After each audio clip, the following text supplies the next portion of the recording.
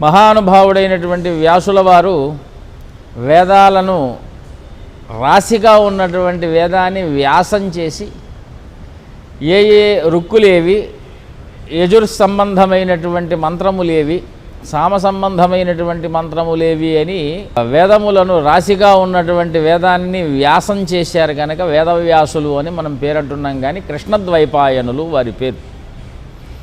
ఆ కృష్ణద్వైపాయనులు జన్మించినటువంటి పర్వదినం మహాభారత ఘట్టంలో మనకు కనిపిస్తూ వస్తుంది.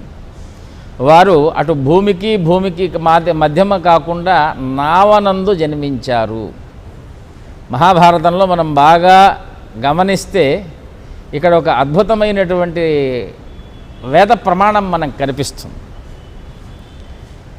వ్యాస పరమాత్మ యొక్క ఆవిర్భావం ఎక్కడ జరిగింది? పరాశర మహర్షికి సత్యవతి అమ్మవారి మధ్యన యోగ సంధానం, యోగము అనేటువంటి ఒక అద్భుతమైనటువంటి సంయోగం ద్వారా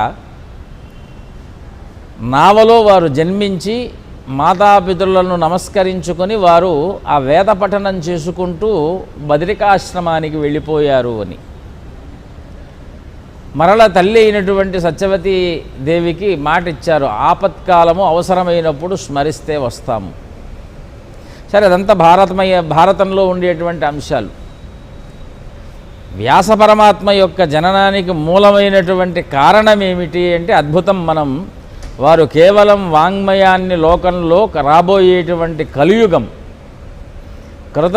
త్రేతా ద్వాపరయుగంలో ఉండేటువంటి మేధాశక్తి వేరు, వారి యొక్క ఆయుష్ ప్రమాణం వేరు, నిష్ఠ వేరు. కాలంలో గురువులు, రాజులు అందరూ కూడా ధర్మాన్ని పాలిస్తూ లోకంలో ఉండేటువంటి వ్యక్తుల చేత ఎక్కడా సులువైనటువంటి మార్గం కాకుండా కఠినమైనటువంటి మార్గం ద్వారానే ధర్మాన్ని అందరికీ అభ్యసింపచేసి లోకంలో ధర్మాన్ని కాపాడుతారు.